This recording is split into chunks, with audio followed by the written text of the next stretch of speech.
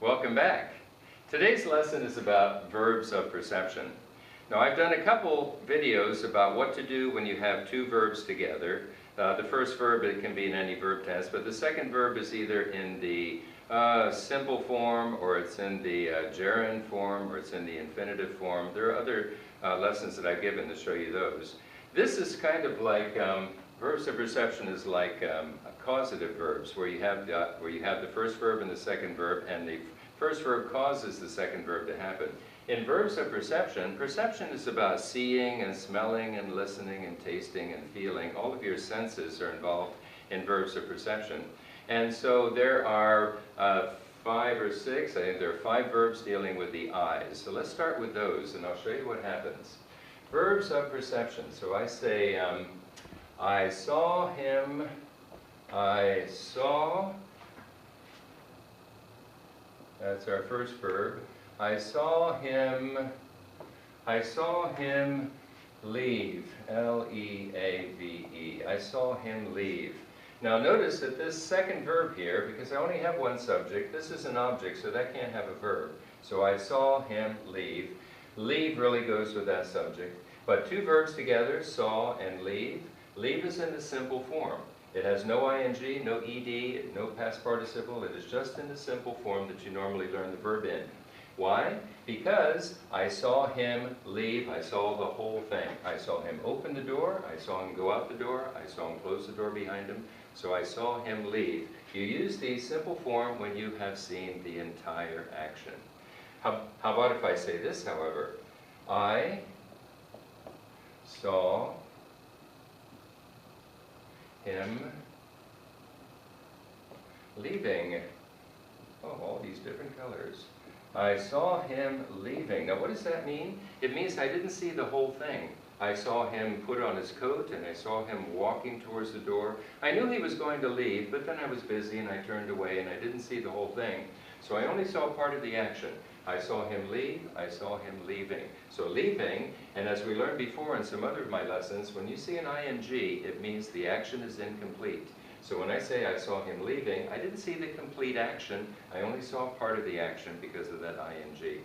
I saw him leaving. Other verbs of perception are watch. So you could say, I watched him leave, I watched him leaving. You can also say observe, I observed him leave, I observed him leaving.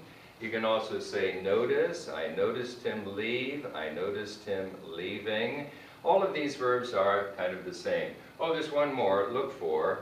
I looked at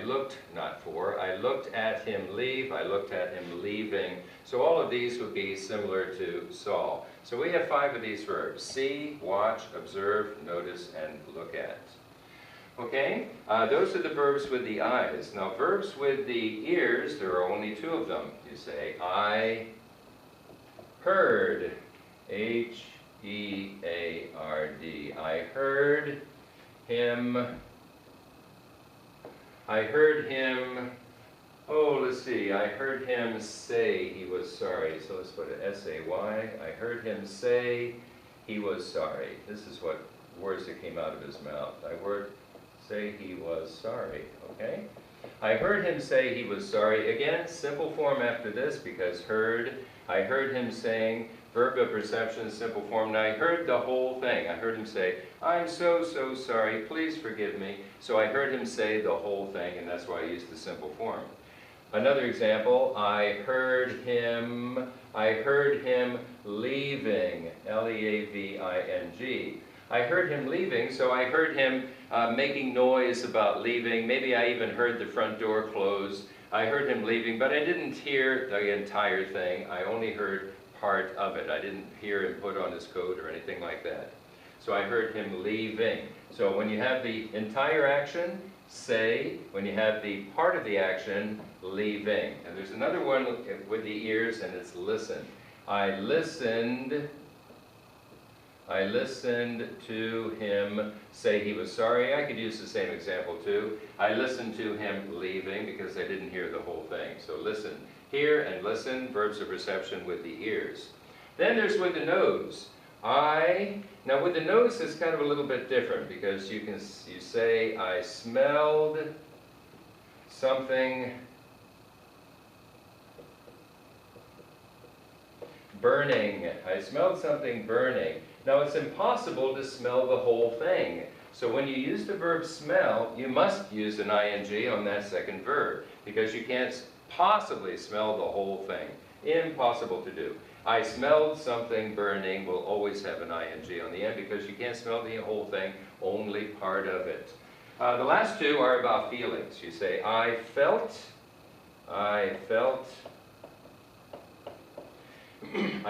someone touch my shoulder. So someone in this crowded room touched my shoulder and I felt it. Let's put touch in green because that's the second verb, touch. So I felt someone touch my shoulder. And it's easy to feel the whole thing because it's a very quick action. I felt someone touch my shoulder. But how about this? I felt someone standing behind me. Now, standing behind me, I don't know how long somebody was standing behind me. So I didn't hear the whole action. I didn't feel the whole action. So I felt someone standing behind me. You know, you get that feeling that someone is there. Oh, who's there? And someone is standing behind you. So incomplete action, ing. The last verb is about sense, but it's not really used that often. I sensed someone, S-E-N-S-E-D. I sensed someone. Now sensing means to feel or to just know by some other way. I sensed someone touch my shoulder. I sensed someone standing behind me. Same two examples would apply to this last verb. So, just to review, see, watch, observe, notice, and look at are 5 verbs with your eyes. Hear and listen to, 2 verbs with your ears. Smell with your nose. Feel and sense with your body. Okay, those are the verbs of perception, and this is how to use them with either the simple form after, when you hear or see or smell the whole thing, and with the ing, when you only see, hear, feel part of it. That's the lesson for today. Bye for now.